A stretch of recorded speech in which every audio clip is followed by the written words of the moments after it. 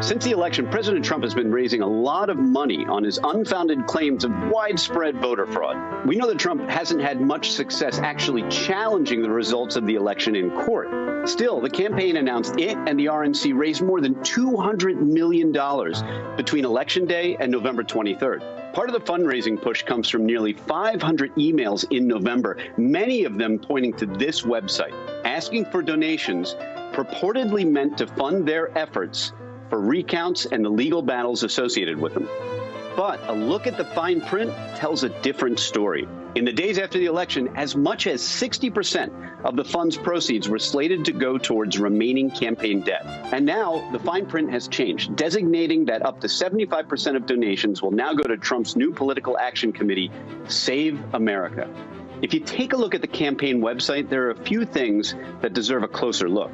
For example, 2 boxes are automatically checked. The first sets donors up for automatic monthly donations. The second sets up a second payment of $5 to be withdrawn on December 5th. But you can also see this here.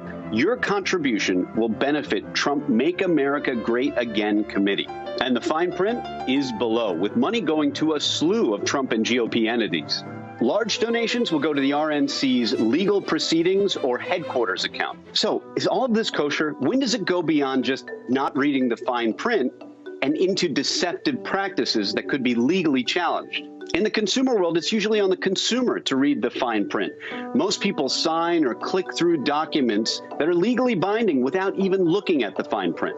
In this case, while the solicitation may be misleading, the fine print is there, so it's lawful. Of course, if the solicitation contains a false statement, it doesn't matter what size font it's in. It crosses the line into fraud. Then there's the gray area, a statement that is technically true but misleading, or it omits an important fact. The fine print is not just a saying. Courts really do care if the important stuff is in a tiny font compared to the rest of the language. Take a look at this email from November 12th. That pushes people to the fundraising site. The subject is proof of election fraud, but the email doesn't provide that proof, and the campaign hasn't backed up such claims with anything that's held up in court. Now, the subject line is really just a subject. It could mean they're looking for proof of fraud, but it's vague to be sure. This is starting to enter the gray area. Perhaps the real question is, do Trump's donors even care?